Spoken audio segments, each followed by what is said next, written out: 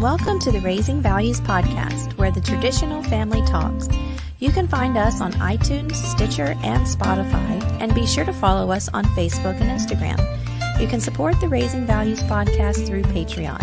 Phil and Gillian are behind the mic, and we hope you enjoy the show.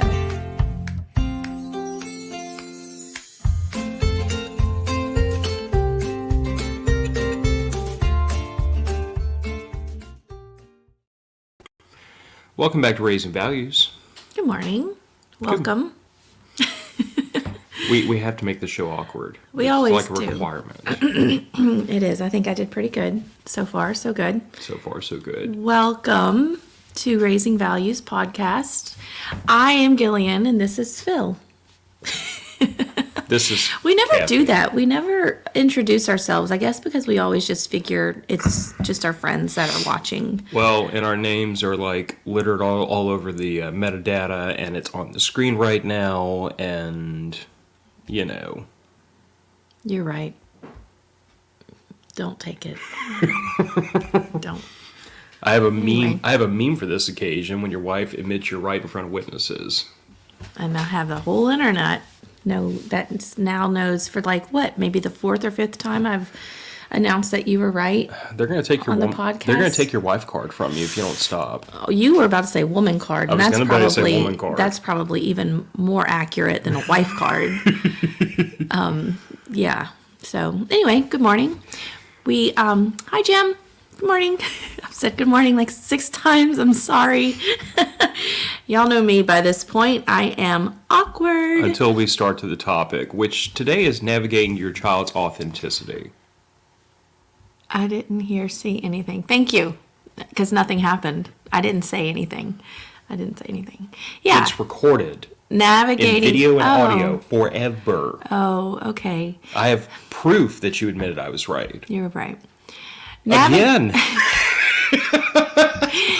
Navigating your child's authenticity. So, guess what? This one wasn't discussed on our walk this week. I always say how we talk about or come up with our topics on our walks, and this one didn't. I was actually scrolling through Instagram, and I came across a reel from. Some of you are going to be like, "What? She likes her?" From Drew Barrymore. I do like Drew Barrymore. I think she is. I don't know. I think she's just really cool. Anyway, she has her own talk show now. And so in this reel, I guess she does this whole thing like they do with most talk shows where they talk to the guests before the show starts and all that stuff. And there was this young girl. She was probably 15 or 16 years old in the audience, and she was dressed in all black, and she had on the tall black boots and bright lime green hair, and makeup was all done. It was very emo, like early 2000s emo kind of thing. And she stopped what she was talking about, and she turned to the mother of this girl, who, by the way, was very Midwestern, straight-laced, conservative. Prim and proper, yes. Conservative, short. I mean, no makeup on mom. It didn't look like she had on much makeup at all, if any. Anyway, and so she was asking her, she was talking about how Drew Barrymore was talking about how she's kind of battling on and off with her daughter right now. With her daughter wants to try new things and experiment, and one of the things was she wants to dye her hair bright green, and Drew Barrymore, and this kind of shocked me, kind of has a problem with that. She doesn't want her daughter to color her hair that bright green color. She always surprises me. Sometimes she's super duper liberal, and then sometimes she's holds on to a conservative side a little bit. But anyway, so she was asking this mother in the audience, how do you navigate that? How do you allow her to be her authentic self, but still giving her the parameters or the boundaries that she needs to have as a child? And so I was like, whoa, this is awesome. because we do this with our child, and I would imagine that most parents, I would hope most parents do this with their children, of wanting to allow them to learn who they are and express themselves in the way that makes them the most comfortable, but also making sure they understand, like, there are boundaries to this and you're still 12 kind of thing. Well, she's 11, but you know what I mean?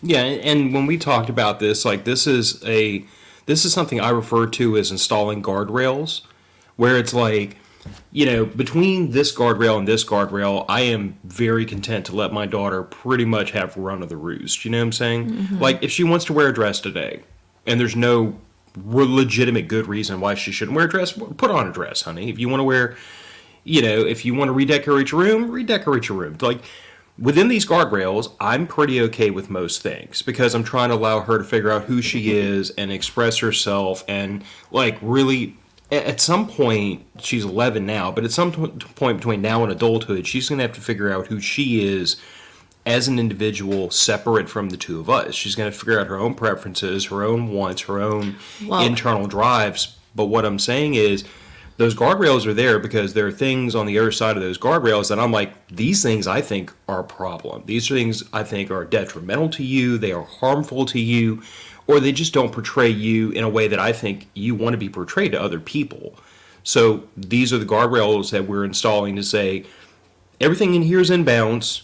Everything close to the guardrails, you better come talk to us about beforehand, and everything outside the guardrails is totally out of the question because, at the end of the day, we have to draw a line somewhere so that we have a daughter who is, we feel has, like, developed proper morals, a certain standard of conduct she's going to abide by, and, like, call it what it is. These days, there's a lot of personality where the idea is, like, if it feels good at the moment, do it, no consequences be damned. Yeah. And you and I both know at 39 and 41 years of age that there are things like reputation that follow you around for a long time. So the two of us with 4 times her age and maturity have to kind of have an eye to the future of, if you do this today, it might come back to bite you later. And she may not appreciate that at 11, but we do at our age. Mm-hmm.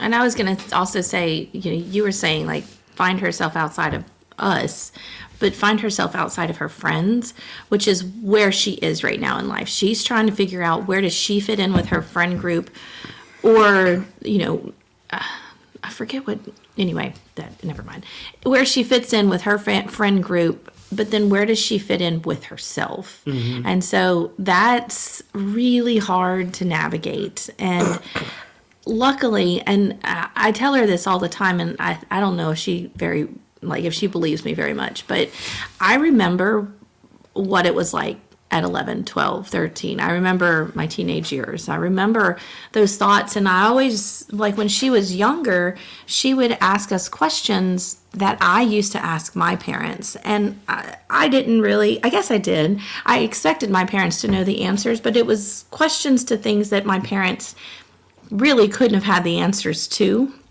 And she's asked those questions of me, and I think that is so weird that I don't know if it's normal for all kids to ask questions of life and questions of, like, those big broad, like, where did we come from, or these what ifs and all the things that goes on in her little brain, or if it's just hereditary. Like, did she just get that from me? Like, is that something that a trait that carried over where, what am I trying to say, Phil? It's like she has just a constant need for information. Like, she is constantly seeking out information. And that's being a child, one. I mean, from the time you were born, you were seeking information. You were answering questions. You were testing things to see what works and what doesn't work. And, babies learn, oh, if I cry, I get milk. If I cry, I get attention. If I cry, I get warmth, and, things like that. And then they start to learn, if I laugh, I also get attention. If I coo, I get attention. So we learn from a very young age what works and what doesn't work. It was like I said on the walk we were having the other day. Human beings, like, you have to understand that, like, a human being is one of, if not the most intelligent animal on the planet. We can all agree on that, right? Like, in terms of, like... Depends on... Okay, I didn't say the smartest. But we among the animal kingdom here on the earth, we have the highest aptitude for learning how to manipulate our environment. Is probably the best way to put it. We have the greatest potential for learning that. I think in some ways ancient humans were probably smarter than we are now because I totally believe that. they knew more about nature than we had. We have supplanted nature with technology and consider that to be a more powerful force in the world, which I don't believe. But anyway, neither here nor there. But the point is, so I firmly believe that when we're talking about like a 6-month-old, a 1-year-old, a 2-year-old child, that child is absolutely intelligent enough to figure out how to manipulate the environment around them. Like you said, they learn very young, if I do A, I get B. And we were having this discussion in the guise of like children who misbehave to get attention, or children who like obviously we can see are manipulating their parents because their parents, I would say, allow it, even though the parents would probably bristle at that, but they allow themselves to be manipulated by their kids. And children, like, I think we have the misconception that like children are, they're these tiny little humans that don't really understand the world around them, but I would argue they probably do. And they know if I do A, I can get mom and dad to do B. Or if I do A, I can get mom to do B, but it doesn't work on dad. Mm-hmm. Or I know that if I'm with grandma, I can do A and mom and dad will let me get away with it, but if my grandma's not around, I can't get away with it. Kids learn. They learn a complex system of how to manipulate the world around them, and they learn that instinctively. So like my argument is always, I believe children learn probably before they can even put it into words how to manipulate the environment around them. And if you take the negative connotation away from the word manipulate, it's literally just input and output. But don't you think, okay, so humans are animals, and I think people forget that we are animals, and that it's just a form of survival. Like, well, I mean, cubs do the same thing in the wild. Yeah. So, anyway, yeah. No, I agree with you. I mean, it probably does all stem from like very basic survival instincts. But I mean, if you look at every animal in nature, to some degree, most of them above a certain point understand how to manipulate the environment around them. But the critical difference with human beings is that there are certain animals that exhibit preemptive thought, and we refer to that as survival instinct or genetic instinct. You know what I'm saying? Like, an animal understands there's a storm coming, I can feel it coming, I better find cover. Mm-hmm. And we say, oh, well, that's just instinct. I'm like, no, that animal has learned that these things precipitate this event, which causes you to have to find shelter immediately. And human beings can exhibit that too, but what human beings can do that most animals can't, at least in my experience, is that human beings can cross-associate. So in other words, like, an animal has to experience something in order to apply it. But a human being can experience something and then apply that to something else that's not exactly the same, but it's close. Mm-hmm. Human beings' instincts are able to kind of like, I guess, cross-pollinate from one situation to another, if that makes sense. Yeah, I think other animals do that too. But anyway, so back to navigating your child's authenticity, so far, I haven't found it hard, but I think our child, I don't know, ours is not easily influenced. Knock on wood. Sorry, Stuart. Knocking on wood. She's not easily influenced by her friends. She has always been a child who knows what she wants, she knows what she stands for, and she's going to stand by that no matter what, even if it makes her lose friends. And she is dealing with that right now in 6th grade this is what I'm about, and you're not about this, and so it makes it very hard for me to be your friend. And so she's kind of learning who's a friend and who's not a friend, and she's basing it totally off of what does she stand for and what does she represent. And what's funny is that one of her teachers this month, so every week every week the enrichment teachers at our school give out what we call a Kacha Award, and we have a spirit word for the week, and this week's spirit word was acceptance. And so a lot of teachers were giving Kacha Awards to students that accepted the assignment easily, or I gave one out last week because it's a 2-week thing for accepting new students and accepting kids that are on tours and making sure that they feel comfortable at our school. Piper got a Kacha Award on Thursday for accepting herself for who she was and not backing down and being true to herself. And there was a lot of things that the teacher said about her, and I was very touched by that, and also very proud, because that is a skill that she's going to need. Even like right now she needs that skill, but she's going to need that skill throughout life, and as she grows up she's going to need it more and more and more, because she's going to have the influence of more and more people in her life. And if she can already say, this is who I am. I like mushrooms. I like wearing dark clothes. I like wearing dresses. I like, whatever. I don't like makeup. I don't like having short hair. She knows what she wants and who she is at 11. Now that's going to change. Of course it's going to change. I'm not the same kid when I was 11. At 11, I needed to have a bow in my hair no matter where I went. And obviously I'm not that person anymore, but at 11, she knows who she is, and I just hope that she can continue that. But as a parent, like you said, the guardrails, I guess a lot of times it boils down to, sure, you can be your authentic self, but you still have to be kind to people. You still have to be someone that other people want to be around. One of the guardrails is,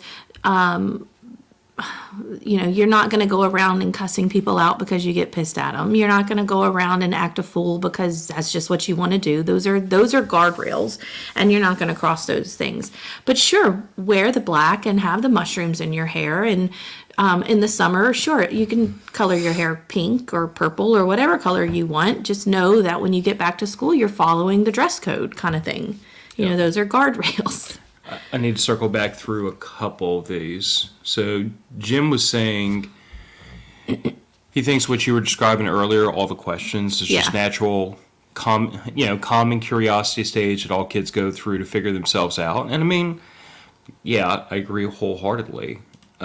Joe was asking what authenticity, or I guess what our definition of authenticity. And I guess for me it is, for most people, there is kind of a public face they put on, and then there's the person they are really deep inside, personally, that only a few people get to see.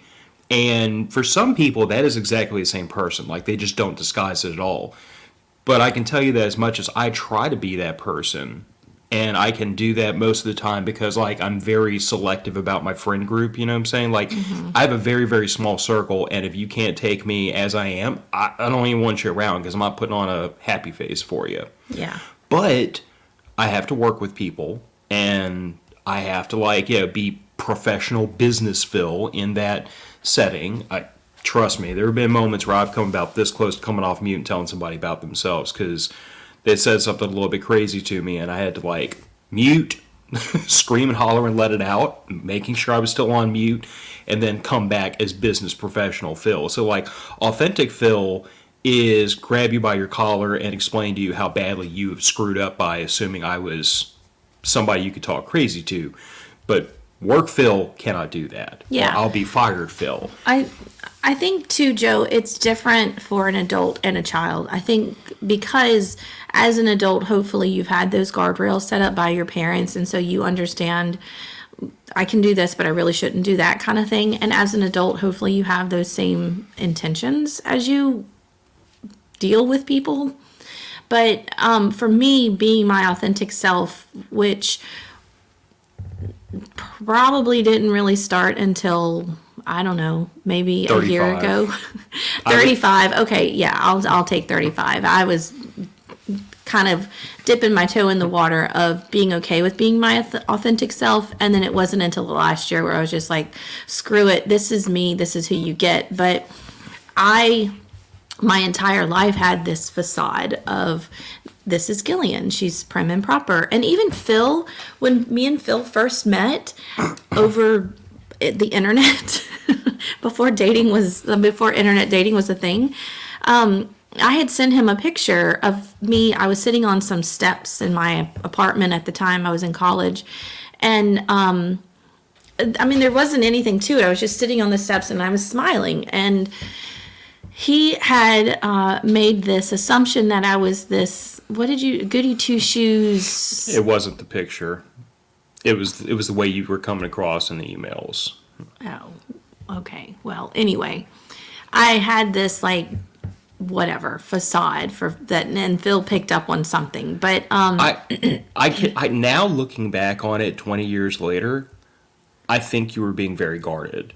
Well, hell yeah. But that's not. But that wasn't the way I read it at first, because you have to understand that, like, even at that point in my life, I was still very attenuated to a person hiding who they were from me, and that put me very much, kind of on guard when I could feel like I don't know who you are yet because you're not showing me, and I felt that from you right from the word go. I didn't realize it was being guarded to prevent heartache. All I felt was, this isn't the real her, and I don't know who the real her is yet. Yeah. So, yeah. Call me socially a moron and very intuitive all at the same time. Like, I felt something, I just didn't know what it was. Yeah. So for most of my life, I had this guard up. I did. I had a guard up. I had a facade, and you didn't get to know the true Gillian until I knew that I could trust you. Which probably and about even 6 months of dating. Yeah, I would think 6 months, like you didn't even really know who you were dating the first 6 months.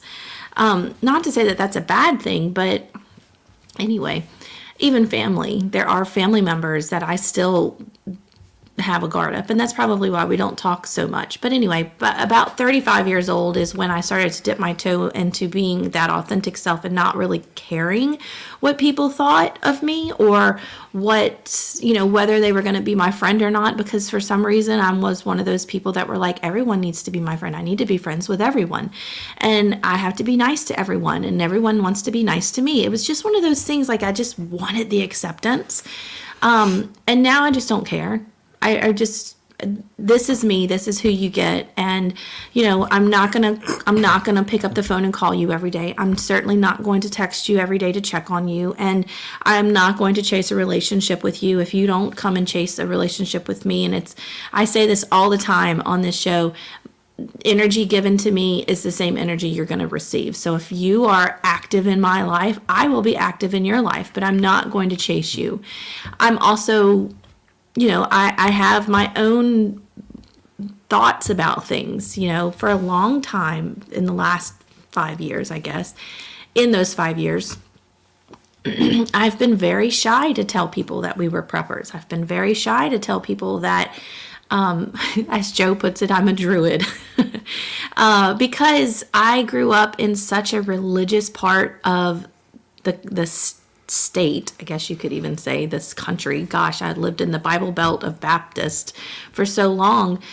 You did not show your sins. You did not talk about your transgressions. You didn't do any of those things because it wasn't like you were going to be taken back into the fold and loved and, worked through it and everything else, because my family was kicked out of the church, so it wasn't like we had this warm, I've never had this warm, comfy, cozy feeling with religious people, because I'm so afraid that You'd be judged. I would be judged so harshly that it wouldn't matter if I was a good person or not. If I made a mistake, I was going to be kicked out of that friendship or kicked out of whatever group that was. So now I'm just at the point, long story, I'm just at the point where this is me, this is who you get. If you don't like it, it's too bad. There are so many other people out there that you can be friends with, and maybe I'm just not her. So and conversely, like, I feel like I obfuscated a lot of those years because, like, I can remember, and again, like, some of this, I will call my father out because he's probably still listening, but, like, some of this probably comes back down to the way I was raised. Like, my dad raised me and my brother from I feel like a very young age to, like, figure out who you are, figure out what you stand for, be prepared to, like, throw down over your beliefs. Like if he really raised us to figure out who we were and what we stood for and what was worth fighting for, figuratively or literally, at a fairly young age. And so by the time I got to like a lot of the years you're describing, I had already decided these are my non-negotiables with friends, with relationships, with classmates, with anybody, and I'm not willing to compromise on them. So for me, it was always I had like a very small group of core friends that I felt like I could depend on. I had a larger group of kind of like associates and just people I knew from classes or from whatever, but I didn't really let them in because I thought to myself, I'm like, there's something in me that you're not going to appreciate, so you're just going to have to stay on that second tier forever until you change your stripes because I'm not changing mine.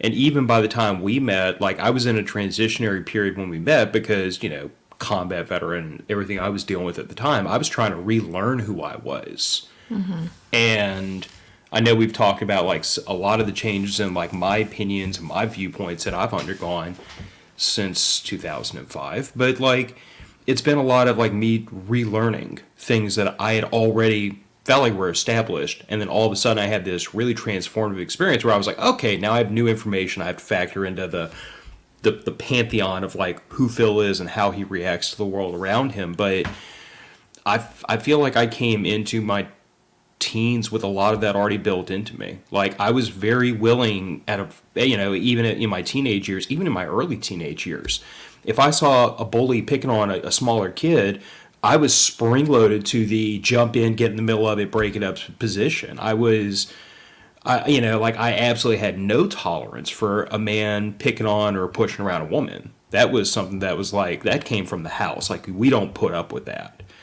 So I came into the world with a lot of these things already kind of figured out and knowing this is what I stood for. And if it cost me friends, it cost me friends. I didn't care. To me, being true to myself was always infinitely more important to me than having friends. And this about me because of who I was when we met, but like I came into this relationship very much from the point of view of if I have to walk through the rest of my days by myself, I am cool with that. You're not here because I need you. You're here because I want you to be with me. Yeah. I want to be with you. And it was the same way with friends. It's been the same way with the world. If I have to walk by myself forever because I'm not willing to compromise on my values, cool.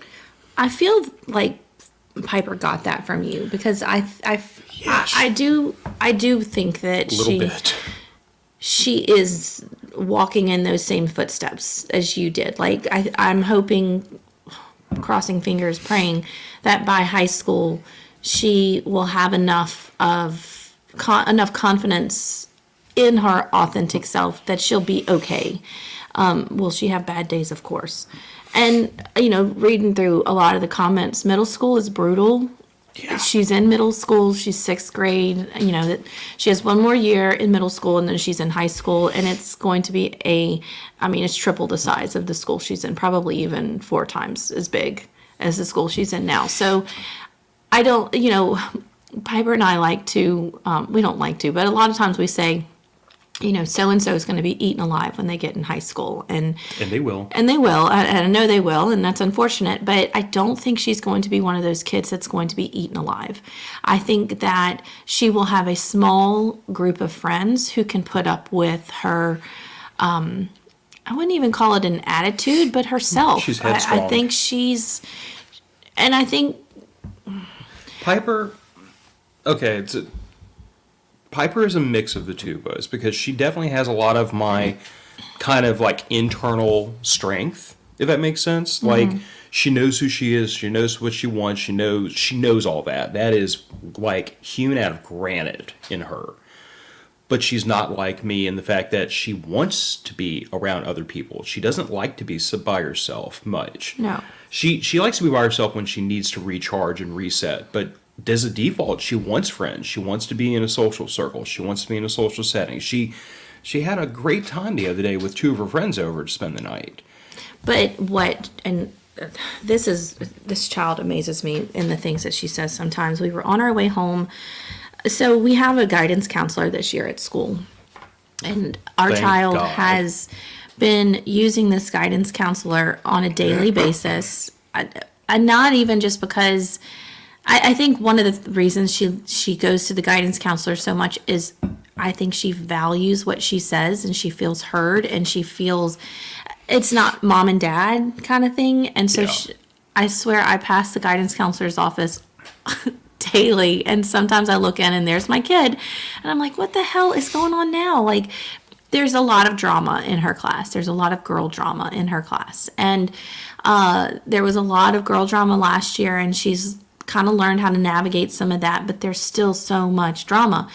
And as strong-headed and strong-willed as Piper is, she still wants to be liked. She doesn't Yeah. like tension. She doesn't like fighting. She doesn't like this one can be trusted. I know her. Anyway, I work with her. But she still is a little girl who wants to have a friend group. But what she told me, and I asked her if the counselor had said this to her, or did she just come up with this on her own. But she said that you can have a friend group and you can have a friend circle. And I said, okay, well, what's the difference between a friend group and a friend circle? Well, a friend group is your core group of friends. Those are your best friends. Those are the ones who are always going to be there for you. Those are the ones that are going to tell me, that's really dumb, Piper. Why did you do that? Or why did you say that? Or you need to go do this. And that's what her little friend group does. I said, okay, well, what's a friend circle? Well, a circle can get bigger and smaller depending on how many people come into your circle. They aren't your best friends, but your circle gets bigger or it can get smaller.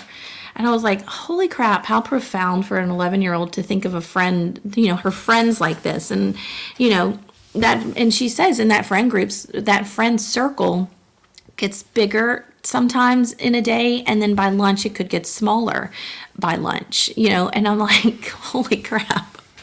This is like, I wish I would have thought something like this when I was in middle school, getting bullied and picked on so much and just, running to my core friends in middle school. But she's like figured this out.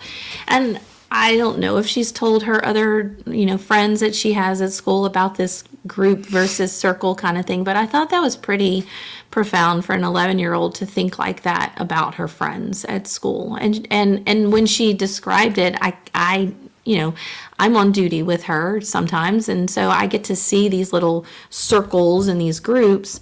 And yeah, they change daily. The lunch table changes daily because they can pick where they want to eat lunch. And some girls are there one day and then they're not there the next day. And most of it's because of drama. They're always fighting. 11-year-old, 12-year-old, and 13-year-old girls are just, they're so hard. It's such a hard time for them. And I'm sure it is for boys just as much. But I can only go off of what I know as a girl and what I see my daughter go through. I can't offer anything because I've been told over and over I was a very atypical child and teenager. And she can be a little bossy, but I have noticed, and I've tried to counsel her in that, and that is kind of where this idea of like navigating your child's authenticity, I think, kind of circles back around, because it's like, like I am overjoyed. I've always said that like there were three things that I like had to teach Piper, no matter what. One was how to take care of herself, which is a big overarching, she's got to know how to provide for herself. She's got to know how to care for her own personal hygiene. She's got to know how to take care of herself, or she's always going to be dependent on somebody else. And I can't abide by that.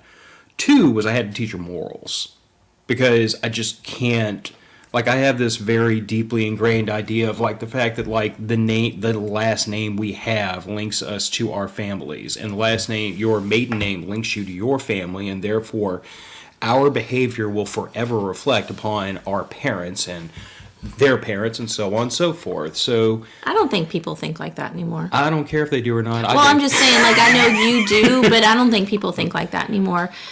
Maybe if we lived in a smaller town, definitely if we lived in a smaller town, but nobody knows us. And we've been here for 11 years, and nobody knows us. But regardless, it's still an expectation I have of her that, you are our child. You represent us forever.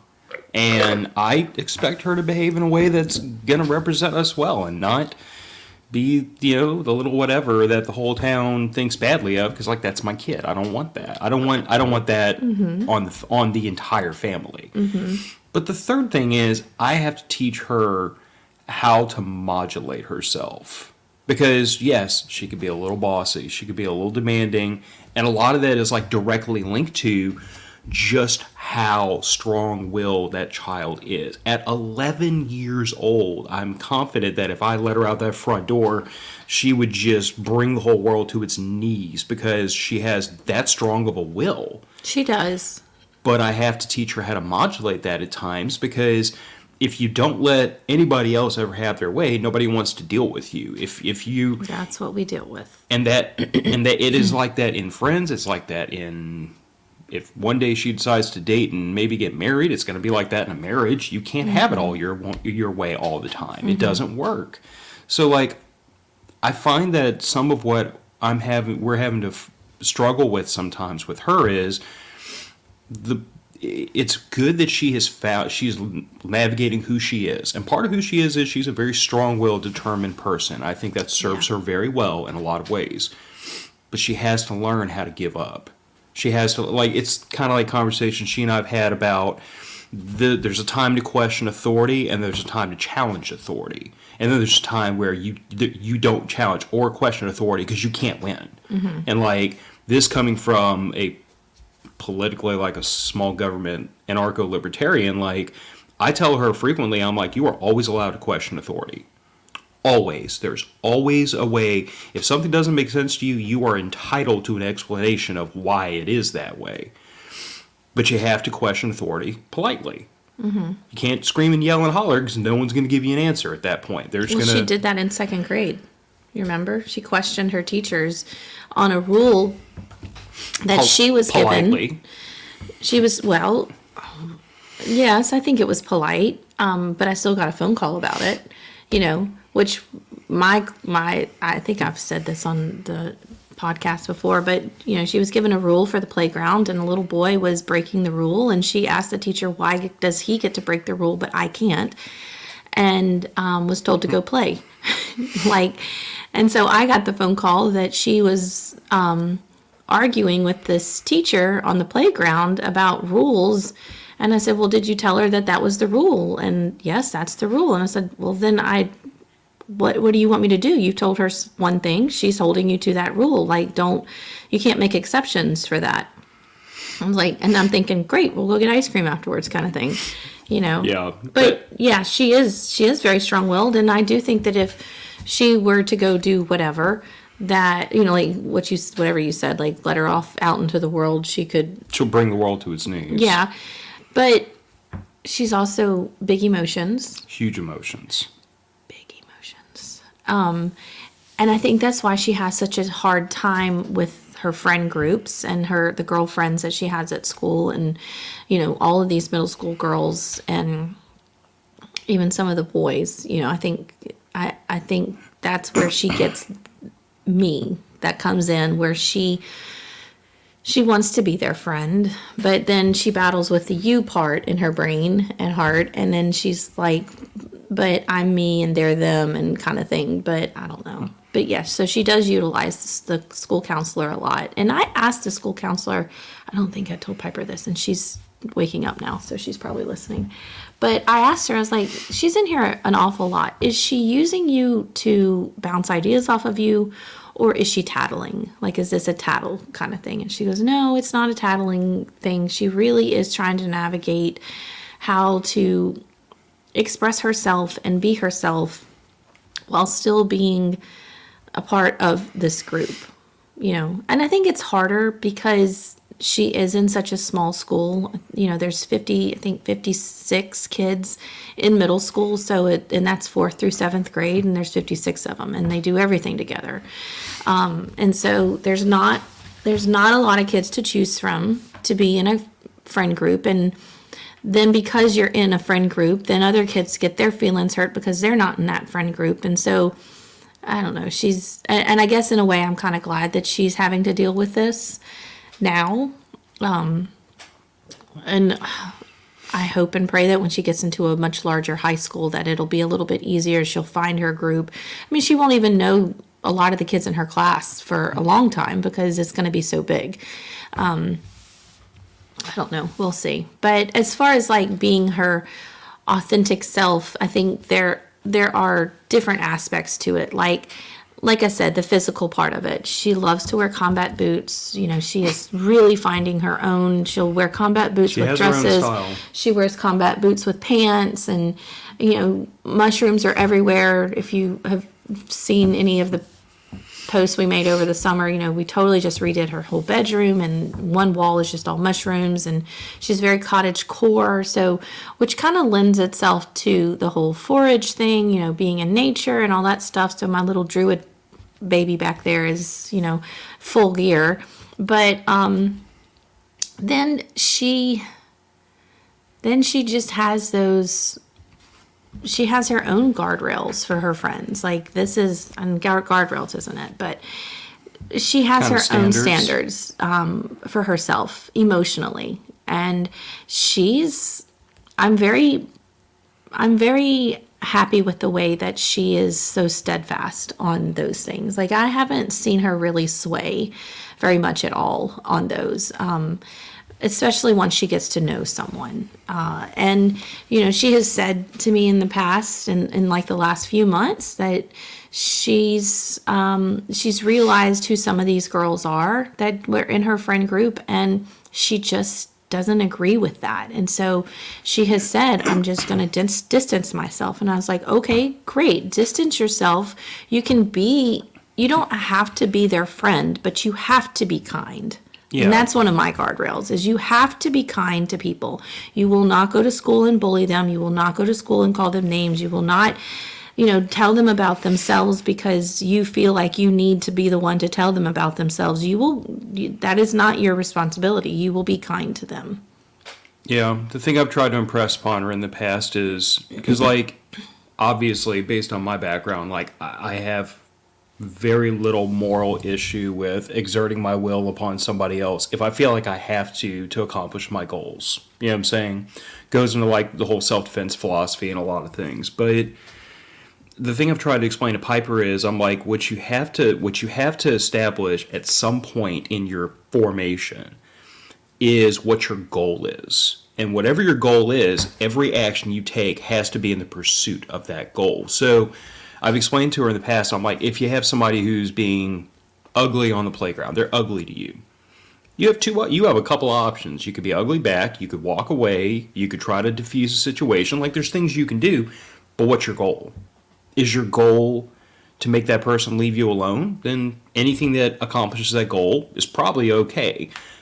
But are there going to be consequences for using that action? And that's the other part of this equation. It gets to things like, if you scream and yell at this girl to make her leave you alone, but all of your friends on the playground see that and they're like, wow, Piper's screaming and yelling at her. I don't want to be around her. Now you lose a whole bunch of friends. I'm like, so you have to think about these interactions strategically and think to yourself, what can I do to accomplish my goal that doesn't have consequences connected to it I don't want to experience? Mm-hmm. Because I've always been very frank with Piper about the fact that, like, you know, sometimes, yeah, you might be put in a situation where you have to pop a fuse on somebody. But you can't blow a fuse emotionally. You can't make that decision emotionally. It has to be... Which is hard for her. It is. Because she's like her mother and she has big emotions. Well, call it what it is, though. I do, too. She got that from both of us. The difference is... Yes, you do. You just hide your emotions a little better than I do.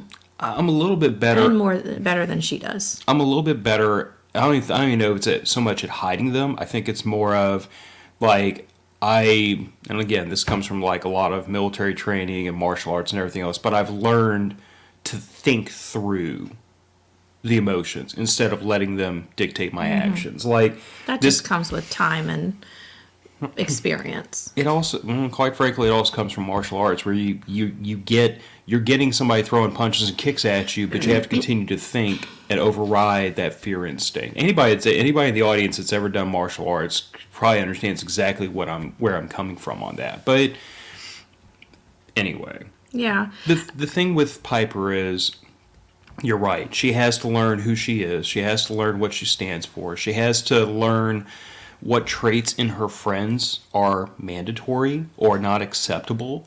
And she has to figure all of that out in order to develop like her. It's kind of like the discussion we were having last night actually about how everybody has their internal self-reflection. Like, this is who Phil Rabelais is. This is what I stand for. This is what I'm about. These are my priorities. This is, if I had to write everything that I am into a book and I hand it to you, you could read that book and say, I know exactly who Phil is. Everybody has that idea in their head of who they are. She's still writing that book Yeah, in real I mean, time. we all still are, because we all still change. I mean, I'm 39 and finally writing that book. I don't know if 10 years ago, if you had asked me that question, that I would have been able to answer it honestly of who I was, because I don't know I didn't know who I was. But, now I think I can answer that honestly. But of course she's still writing that book. She's 11 years old. She Yeah. hasn't had the life experiences that an adult has. So she's definitely still figuring that out. That's why we're doing this podcast, this Yeah. episode. And that's, And so like Joe says, don't lie, cheat, or steal. And then that you said, I will call you out in front of everyone at work and or in public. And in a way, she's like that. If you lie, if you cheat, or if you steal, she is going to tell you about yourself. And it might be by yourself, or it could be in front of others. Or it could just be that she's going to go to the guidance counselor and tell her, or the principal and tell them, or a teacher, or whatever. She's known to do that too. And I don't want her to shy away from being able to. I don't want her to feel scared to tell an adult. She's a child. I want her, though, to also start to learn how to deal with those things by herself. Like, if she feels like she's been wronged, well, let's talk about that. Let's use your words. You don't always have to run to an adult to handle this. Like, you can tell your friend, I don't like that. I don't like that you just said that. I don't like the way you made me feel. Whatever. She can handle that on her own. And that's what I'm kind of struggling with right now, is I don't want her to continue to use the guidance counselor as a crutch. And that's what I'm afraid is happening. But I also believe that the guidance counselor is giving her great advice. And a lot of the times it's the same advice that she's getting from home, but because it's coming from someone else, she's absorbing that a little bit more. It's not just mom and dad. yeah. What do you mean by that, Tread? Be careful what you ask. You may not like the answer. I think he means in reference to like Piper telling somebody about themselves if they're okay. misbehaving. Okay.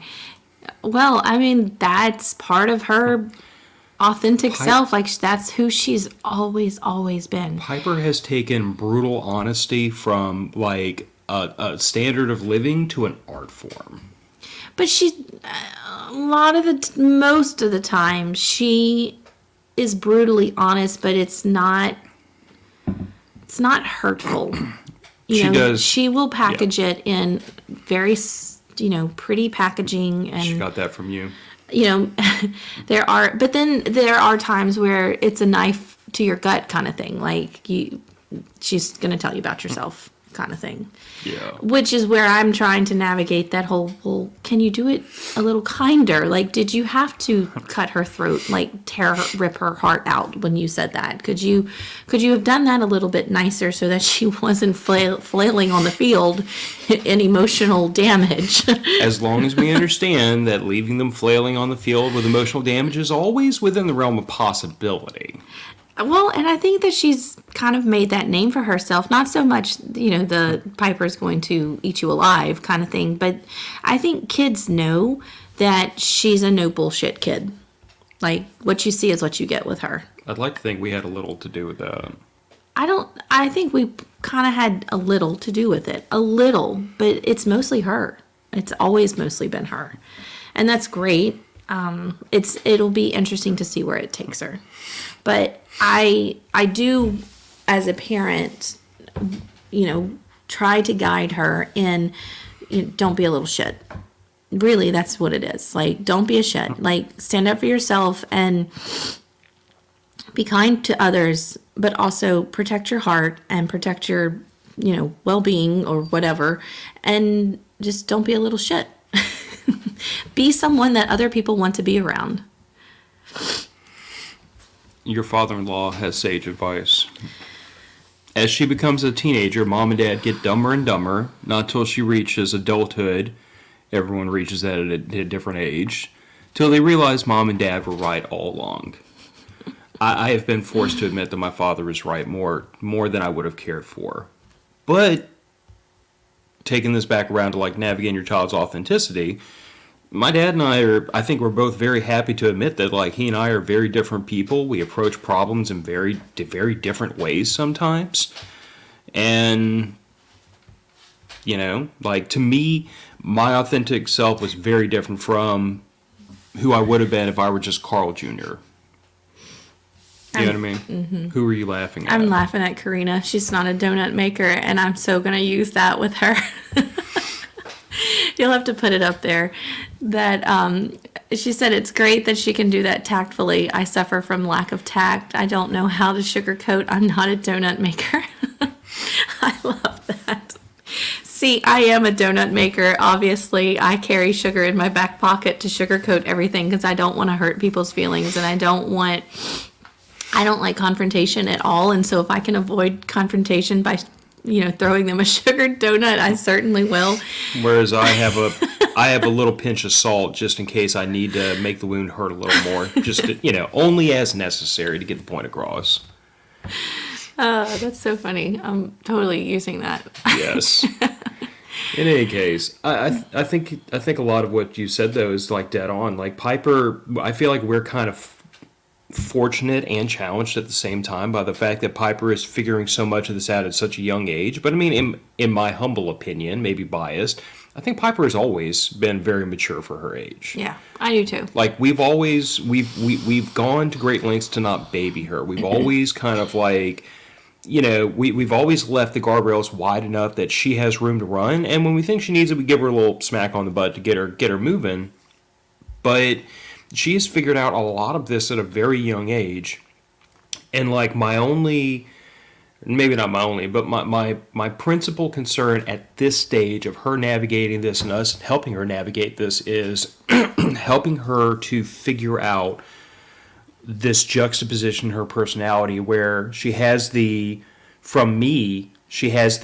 don't care what you think, this is who I am and I'm not going to deviate from it, but she wants friends. And those two things, it's like I've told her this in the past.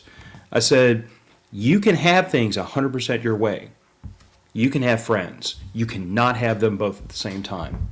It's not possible.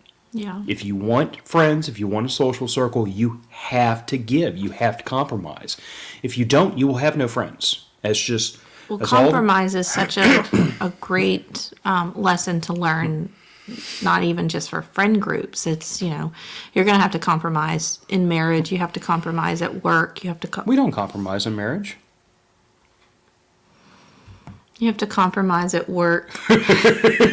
Compromise all the damn time. I'm going to compromise your face in a minute. Oh, no, I'm joking. No, but I mean, yeah. That is one thing. And I do think she struggles with that a little bit because she wants things her way. She has devised a plan in her head of actions that need to be taken and things to make things work. And, she has thought things through so greatly. She's thought things through so much, whatever word you want to use, that she has a hard time compromising. And she has a hard time compromising when it comes to us too. Like when we, or not even just compromising. I guess what I'm thinking of is she has a hard time being told what to do when she's already made a plan and she wants to execute that plan. And that plan could be something as simple as, I'm going to take a bath at 9:00 tonight. And it's like, no, you're not going to take a bath that late. So she does, and that's just being a kid, but she does have a hard time compromising with her friends. So that is something that I want her to learn. But this is also like my opportunity to teach her a lesson is that, like, let's call it what it is. I would love to be able to compromise with the IRS about my tax bill every year. But sometimes as an adult, you understand that there's just no fighting that. You are going to, if you fight, you will lose. So there's no point fighting. And like, that is something I've expressed to her in the past is I'm like, you can always question authority, but you can't always fight authority. Or you can always fight authority, but sometimes fighting authority means you are going to lose the minute you fight. And, she does live under a dictatorship for the moment, so. Put Tread's comment up there. So he asked, how are you navigating the internet and streaming and limiting it so that she keeps the physical contacts versus virtual? So over time, Piper has been allowed to watch YouTube. A long time ago, YouTube, even YouTube kids was not allowed in this house. However, she watches YouTube on Phil's account, so Phil gets to see everything that she's watching. Plus, we do everything as a family in this living room. So she's watching YouTube while we're in here, whether I'm reading a book or Phil's on, doing work or whatever. So we're listening, we're watching, whatever. She's very rarely has a chance to do it on her own. And there have been many, many times where we heard something come over, audio, whatever she's watching, and we're like, nope, turn it off. Like, find someone else. You're not allowed to watch that person's channel anymore. You're not allowed to watch that episode. If, like, one of the rules is if the title has TikTok in it, don't even click play, because you will be told whatever, whether she's grounded or whatever. But normally it's not grounded. It's just if it has TikTok in the title, skip it. That's not appropriate for you. Yeah. She has a phone, but it's not a working phone. Like, she can't make calls from this phone, and this phone does not have any sort of social media on it. She will not get a phone until she's in high school, which is in 8th grade. It's linked to my Apple account too. So like, right.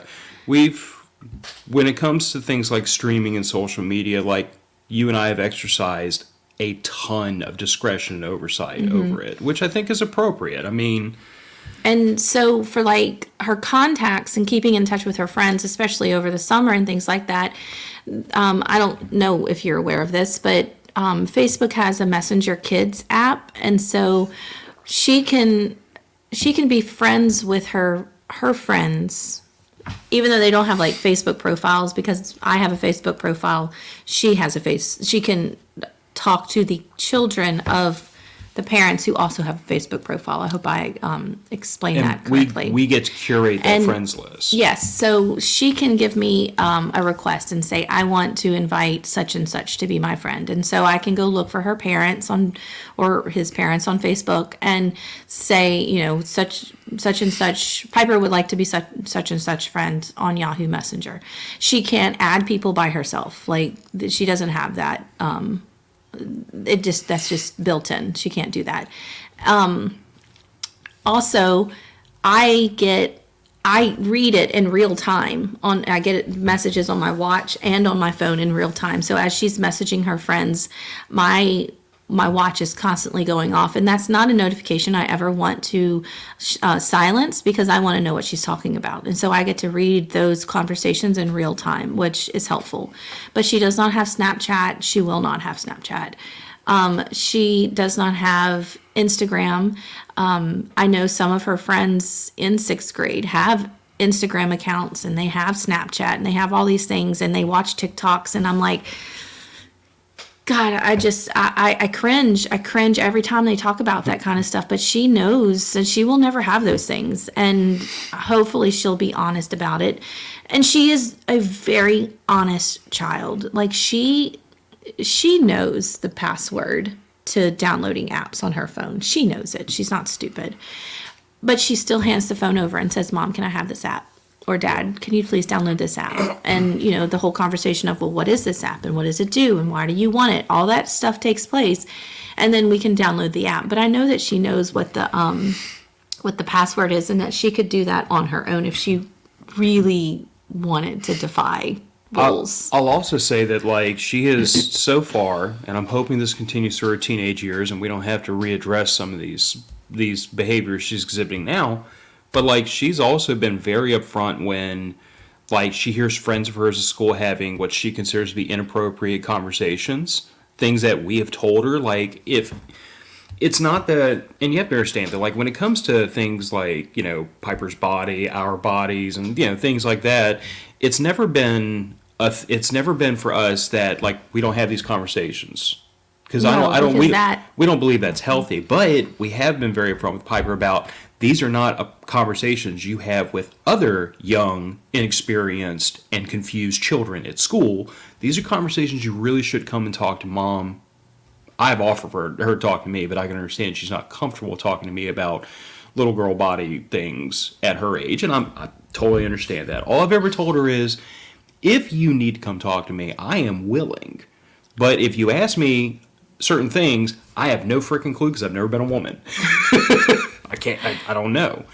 But like Piper's exhibited this very deeply ingrained knowledge of like, we should not be having a conversation. I am going to remove myself from this conversation because that is not something I am comfortable talking about. Mm-hmm. And it's never been, like when she's brought this to our attention, have you noticed she's never once said, you two wouldn't want me to have a conversation. It's always been, I wasn't comfortable being part of that conversation. And I feel like that's another piece of her. Like she just naturally... That's not just her, because I've had this conversation with her class in my class before because we were talking about internet safety. And there was a lot of things going on, their Chromebooks that they were looking for and searching for and watching or doing that was totally inappropriate. And we had the conversation of if it makes you feel uncomfortable, it's most likely because it's wrong. Like you don't need to be watching it. You don't need to be doing it. You don't need to be listening to it. If you feel uncomfortable, you need to click out of it and come tell me. And there were a couple of light bulbs that went off and they were like, yeah, I've been on a website before that made me feel uncomfortable, or I've seen an ad before that made me feel uncomfortable. And, so we kind of explored that a little bit, but she has always been one to be like, I don't like this. This kind of makes me feel squeamish kind of thing. I'm going to tell mom and dad, or I'm just not going to go back to that again. So, also with the physical contacts versus virtual, she's not allowed to talk to anyone that we don't know. So if there's a game like last night, I don't know if you knew this. I heard. She wanted to download Among Us. And when she was about 7 or 8 years old, she wanted the game Among Us too. And so we had downloaded it and then realized that there was an open chat and, all this other stuff was going on. And so people could say and she could read. I mean, it wasn't like she couldn't read what they were saying, but it wasn't the most appropriate conversations being had on this child's game. And so we told her she couldn't have Among Us. We took it off the iPad and she couldn't have it anymore and all that stuff. And so here she is, 11 years old, almost 12, and she's asking if she can have Among Us again. And I said, why? I couldn't remember. Why did we take it off your phone in the first place? I remember you playing it before. And she remembered very well why I had taken it off of her phone. And she said, this had happened. You didn't want me to have it. And then she, was like, I'm a little older now. I understand that there's a chat. I know that there's a way to disable it, blah, blah, blah. But, so anyway, so she was very honest about that. But she's not allowed to be on anything where she can chat with people just in general, like general public people. She can chat with people that I know and have vetted and we know their parents kind of thing. Yeah. So. Fred's talking about 14-year-old ninth grader rebelling against the guardrails. 14 in ninth grade, she starts to rebel and being limited and gets her phone taken away for the smart mouth. I understand she's trying to grow up too fast and she resents. Oh gosh, that's hard. Again, it's a hard age. It's where I have a feeling we're going to get to one day where she's going to really want to be her authentic self. I think the phones are such a downfall to teenagers. I don't even really want her to have a phone in high school because I know what that's going to bring. But she will be at a school where I won't be. And so keeping in contact with her is going to be, utmost for her safety. But to be fair, even though I'm sure it'd be an unpopular opinion, but we could always just skip the smartphone, get her a really basic phone with no apps, and then she has no ability to use social media or anything on it, and it's literally only a tool for us to get in touch with her. Yeah. I go back and forth on that too, and I think it was said in the chat up earlier in the show that she will be bullied, she will be made fun of, and so you have to decide, is it worth her being bullied and emotionally damaged because the kids are going to make fun of her because she doesn't have a smartphone, because she only has a flip phone. And I know Do you know exactly what's going through my head right now? I do know what's going through your head. Are we going to have this exact same conversation when she gets bullied for not having a BMW or Mercedes in the parking lot when she's 16? I understand that, and I do know that. To me, it's a principle problem. It's not even like I'm unable. I am unwilling to try to chase an appearance to keep her from getting bullied. And if we're going to entertain the idea of, well, we have to get her a smartphone so she doesn't get bullied, like, okay, well, we're also going to have to buy her $1,000 dresses for every dance. We have to buy her a $30,000 car when she's 16 and give her a credit card so she can keep up with all of her friends. But I think you can. I don't think you have to go to the extreme for everything. It's not extreme, though. It's principle. I don't think you have to do that, though, for everything.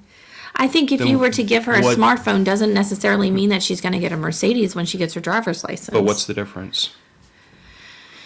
You got to debate a principle, not a dollar amount, because if you can't apply a principle evenly, then I'm gonna have a hard time swallowing it real fast. Okay. Well, we could probably do this off the air so that. That sounds like I know I can't win this argument.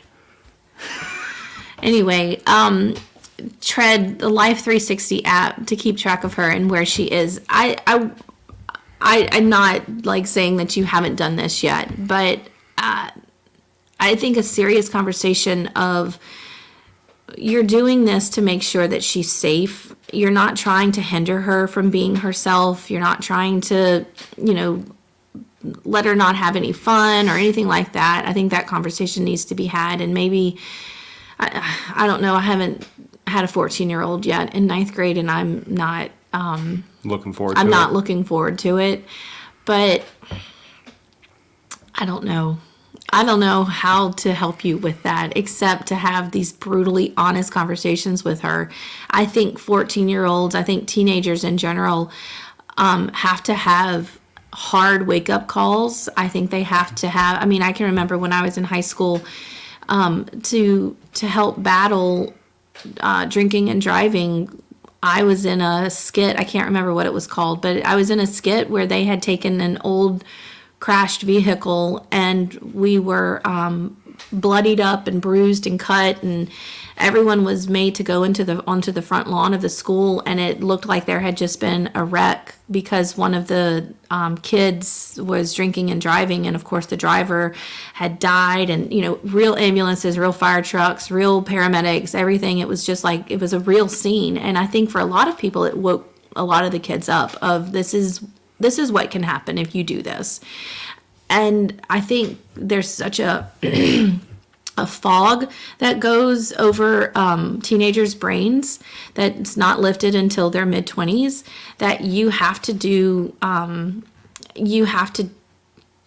be so brutally honest and show the gory graphic details of their life decisions and what can happen before they see it as a problem, because to them they're invincible and it's never going to happen to them, and until your car is wrapped around a tree and your foot is hanging off, kind of thing. From experience.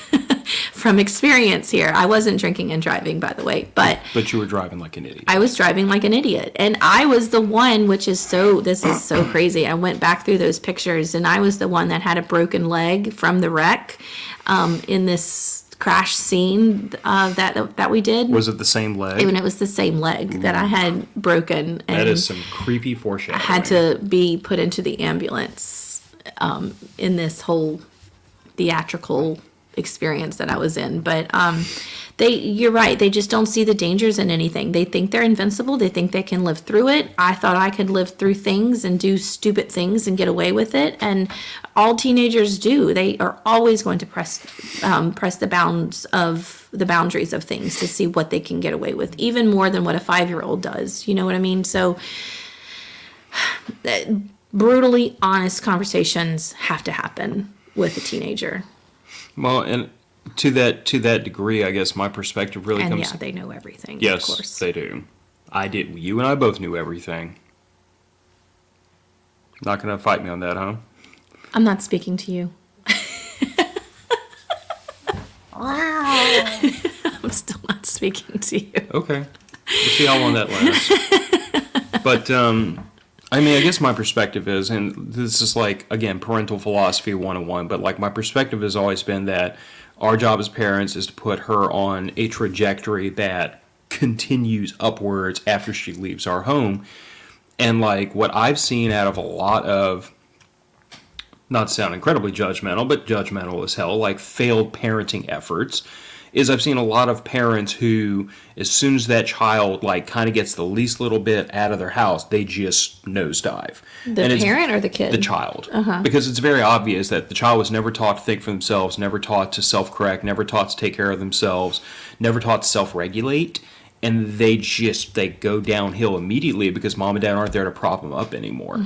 And I've also seen a lot of kids, and we had this discussion in finances, because I can think of people I wouldn't name on this podcast, but I can think of people by name who, when they first kind of got out of the house, they started spreading their wings, they immediately ran into financial hardship because they were accustomed to a certain standard of living when mom and dad were floating them.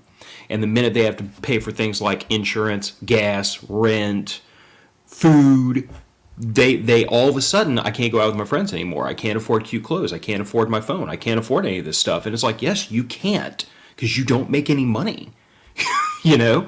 So I guess like all this comes back around to this idea that like, yes, we have to put guardrails in place. And some of those guardrails are also going to be controlling our child's lifestyle, so that they understand that like you can't spend more than you make. And when you get out of my house, part of being able to take care of yourself is going to be managing yourself financially. Like you can't just spin yourself into a hole, rack up 20 grand in debt by the time you're 20 years old. You'll be paying that off well into your 30s. Especially when you're just starting out and not making a ton of money. I guess what I'm saying is like, you know, the guardrails that I keep talking about putting around our child and our children in general is really, it's guardrails that are meant to guide them towards a goal long term and not allow them to spear off into the woods and wrap themselves around a tree, figuratively. And I feel like if you don't have the guardrails there, sooner or later, most of those children are going to wander off the road and end up in the woods. And, you know, I hate to say this, but maybe experience is the only thing that's going to teach a teenager. Maybe experience is the only thing that's going to be that aha moment, you know, and hope and pray that it's not such a horrible experience that they lose their life or they, you know, have some form of, I don't know, you know, life-altering experience, but it's enough that it's a wake-up call for them. You know, I was very, very blessed and fortunate that I did not die in that car accident. And I can think of a lot of things that changed in my life after that, a lot of wake-up calls that happened after that. But I also went in a totally different direction in some ways of, I know what being near death is like, and so I lived it up when I went back to college, which was stupid. I mean, I didn't drink and drive, but I still lived it up and acted like, you know, nothing had happened. But I just think, unfortunately, for some kids, experience is the only thing that they're going to listen to. Because as a teenager or whatever, Tread, you're an idiot, and nothing you say is real and nothing you say is going to penetrate because you're an adult and they know better. And they, like Joe said, teen is a 10-foot tall bull and bulletproof. And that's probably what she thinks right now is she's 10 foot tall. She knows it. She knows all the answers and you're just a dummy and you need to get out of her way. But that being I said, don't like know. as parents, yeah, I firmly believe sometimes you got to let them land on their butt before they learn how to walk. And we do that with Piper within boundaries because it goes back to things we said on this podcast before. We're still in charge of her consequences. So we get to determine what those consequences are, and we get to we let it hurt enough to get the message across without hurting her, if that makes sense. Like, and I totally understand. I totally understand the baked in parental urge to not let your children experience pain and discomfort. I get that. I feel that for my own child all the time. But I also have to remind myself my job as a dad is not to deliver her to 18 years of age, never having experienced discomfort. Right. That is not only is it not my job, that would hurt her because it would prepare her for a life that is unrealistic. My job is to prepare her to take care of herself when I'm not here anymore. Right. So she has to experience discomfort and rules and people infringing upon her inner self. She has to experience all that in the next 7 years so that she knows how to deal with it when she's an adult. Because if you crawl around the internet for just a little while, you see young people in their teens and 20s who get pulled over for the first time by cops and they go ballistic because they've never been confronted by an authority figure that said, yes, you were going to get out of the car and put on these handcuffs and get in the back of my police cruiser, you're going to jail because you did something you weren't supposed to do. And they try to argue and they try to fight and they try to plead and they cry and they do all these things that seem very childish because that's the way they've learned as children to subvert. To get what they want. To get what they want. Yeah. And then they encounter a person, now that mom and dad aren't in charge of the consequences anymore, that crying and pleading has zero effect. You are going to jail. Yeah. So it goes back to that same idea I've talked about in the past. Like, I'm very goal-oriented. I'm very laser-focused on what my job is as a father. And I will not deviate from it. Like, I don't care if she's mad at me. It hurt. Between me and the audience, it hurts when she's mad at me. Like, it genuinely, and I've expressed that to you sometimes where I've had to punish her and I'm like, God, I hate punishing her. Like, it upsets me to have to do it. But I've never been a person to shy away from what I had to do because I thought I had to do it. Mm-hmm. Yes. So, Tread, to answer your question, yeah, it will be hell on and off for the next couple of years. And if you think about it this way. Physically, she is going through one of the biggest growth spurts ever in her life. Her brain is changing. Her hormones are changing. The hormones are, I'm sorry, that's just being a girl. I'm really sorry. I'm really sorry for what you're going to go through in a few years. I'm going to tell you honestly that there have been days where she's come home from school and just pounded her forehead on my chest and wrapped her arms around me and teared up. And I look at my wife and I'm like, this is happening.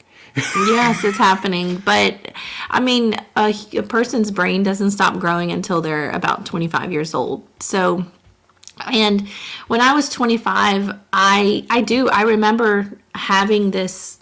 It was almost like my brain calmed down a little bit and the anxiety kind of calmed down a little bit and I was a little bit more focused and a little bit more, and maybe that's just, I don't know, maybe that was just a turning point for me, but a person's brain doesn't stop growing until they're about 25. And so there's a lot going on with a teenager. So you do still have to remember that.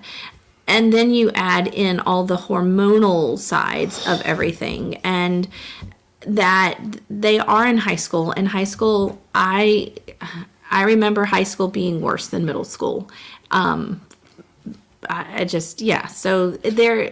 they're experiencing a lot right now. And the things that they're experiencing is not going to be a hard wake-up call for them for the most part. But for a lot of it, it's going to be I just want to fit in. I want to do this. I want to make sure I have friends. I want to be cool. I want to express myself. I want to be authentic. And honestly, they lose themselves. You lose yourself as a teenager. You don't know what your authentic self is as a teenager. You're just going along with what your friend group is doing, or what you think is cool, or what you feel like is right, and things like that. And so, and in order to do those things, you have to go against the grain, and you have to press boundaries, and you have to figure out, I don't know, you have to figure out what you like and you don't like, and what works and what doesn't work. And just like a newborn baby is figuring out what gets me fed and warm and cuddled and loved, a teenager is still trying to figure out those things too, but in a different way, with a lot more resources. And with a lot more complicated goals. Yes. Can we approach this real quick before we Sure. start to wrap this up? We're an hour and 20 in. Tread asked, did you ever go back and apologize to your parents for your actions growing up? I did. I put my parents through hell, and my sisters put my parents through even more hell. And if my sister is watching, she knows exactly what I'm talking about, because we've had that episode where my sister, she's a recovering addict. She's and apologized for it, though, and she's made good. As far as I know, me and my older sister have both apologized to my parents. And along with that apology came the, I hope your your wish of, one day you'll have kids and they'll be worse than you, or something like that, doesn't come true. But I did. I went back and apologized to my parents, and every now and then I still do, especially when conversations of the wreck come up or whatever. And my parents have apologized to us. I said this on an episode a couple of weeks ago, that my dad apologized for not being more present in our lives, and working all the time, and that things may not have turned out the same way had he just dedicated more time to the family instead of making money, kind of thing. So there is this whole mutual, once you become an adult child of your parents, there does come this mutual adult relationship of, look, I know I was a little shit, and I'm sorry for that, and I put you through hell, and I know I wrecked the car, and I almost killed myself, and at 18 you had to take care of a paralyzed child, but I'm better now. but we're better. So yes, I did. Yeah. I don't know if you did. I mean, What did you have to apologize for? Phil was a perfect child, wasn't he, No, Dad? I wasn't. I have apologized to my parents mostly just for being a difficult child. Because, like, the same way you described Piper being super headstrong, questioning things all the time, I was not an easy child to raise. And it wasn't that I was, like, directly confrontational or, like, directly antagonistic. It was more just the fact that I always wanted to know why. I always questioned things. I was very, very, like, headstrong and directed about, this is... Just take that comment down. Oh. Yeah. But like I was a very difficult child to raise. I was not a child that accepted just do what I said very well. So like I know that I was probably a pain in the butt for my parents, but I don't feel like I was ever like directly rebellious or antagonistic except in very limited circumstances. But I have apologized to them for it's kind of a backhanded apology too, because like there have been times where I've told my dad, I'm like, I'm sorry that was difficult for you, but you literally raised me this way. Which is like a funny thing between me and my dad, because he's very upfront about the fact that, like, yeah, I raised both my boys to figure out who they were, be their own men, make their own decisions, suffer their own consequences. Like, I raised them both so that they could take care of themselves without me. But the downside of that was sometimes those kids make decisions you don't really like. And once they're like 17, 18, 19 years old and get out of your house, then there's more decisions they might make that you're not going to like. And that would probably be a good episode for the future, just to discuss like the changing relationship of between parent and child as that parent ages and the child ages. Because like it's like I told my dad, I'm like, at a certain point when I'm 41 years old, I'm married, I have a child, I have a mortgage, I pay taxes, I have a career, I'm like I've reached a point where like anyone would reasonably say, okay, Phil's an adult. Well, that means that while I am still going to appreciate parental advice, the point where you can the point where you can aggressively influence my decisions has passed. Because if I really think this is the way to do it, I'm going to do it. There's nothing you can do to stop me. So now the relationship has to change a little bit. But Well, of course it does. I have apologized to my parents for being difficult. Not like wrap my tree around a car, almost kill myself difficult.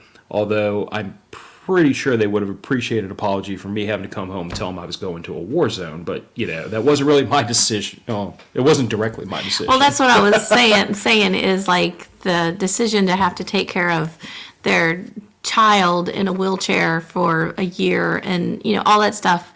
It was my decisions that put me there and put them there. So, but anyway, I think this was a great show. And we all have things to learn, and only the most experienced of people can help us. Send help and drinks. Yeah.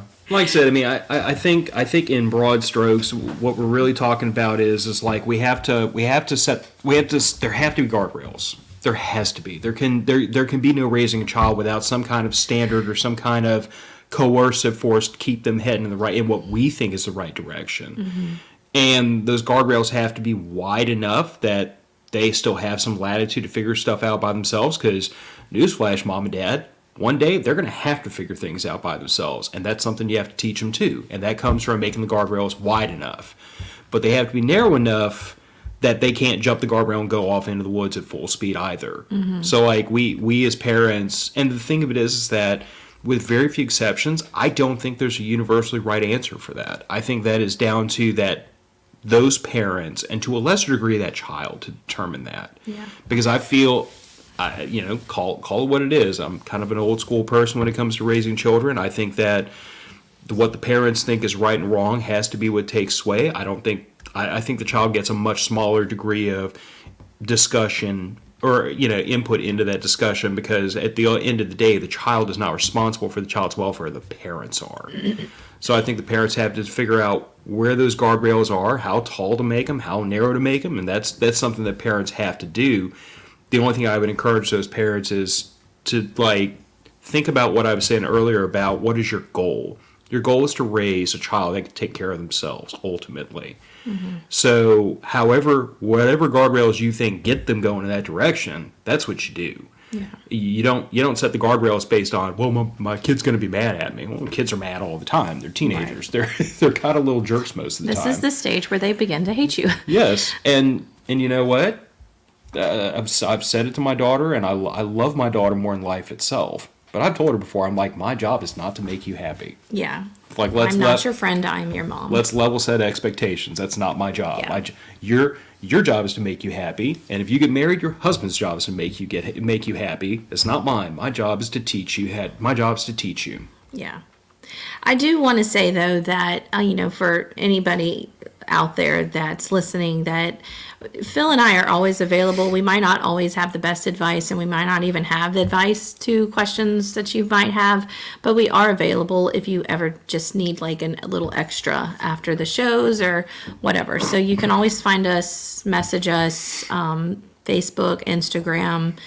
I don't really know how a YouTube message thing works, but you can do that. You can also become a patron and get into the patron chat.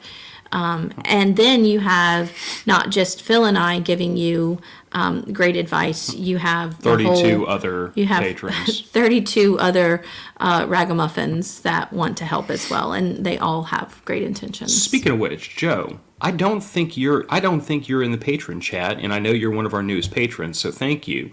So if you'd like to join the chat on Signal, I'll send you an email right after we get off to fill you in on how to do that, if that's something you even want to do.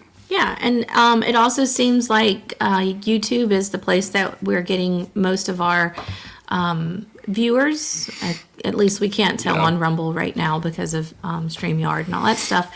But most of our, Phil said the other day that most of our listenership are not subscribed to our channel. So please subscribe to our channel. It doesn't take much. And anyway, so there's that. And I think that's it. I don't think we have any other announcements right now. Be on the lookout for Prepper Camp tickets. They're coming up after Thanksgiving. Probably in about 2 weeks that'll start. And you want to get those before they sell out. You also want to get on the list to go get a campsite. You also So- want to get them before the price goes up, because when they first come out, if I recall correctly, they're about half off usually, and that price will ratchet up the closer you get to the event. So Yeah. it's Prepper Camp, if you're even remotely interested in preparedness, survival, homesteading, or even just like primitive skills like blacksmithing, foraging, medicinal herbs, anything you can think of is represented there. Everything from like foraging in nature all the way to cybersecurity. Yeah. But if you're interested, it's definitely an event that's worth looking into. I happen to know the people that run the event. They're really cool people that are really cool to talk to if you can pin them down for 5 seconds. But it's well worth it. All I'm going to say is if you want to go, get your tickets early, contact Orchard Lake Campground and figure out your housing arrangements. I am told that recently, within the last year or two, several Airbnbs close to the area have opened up.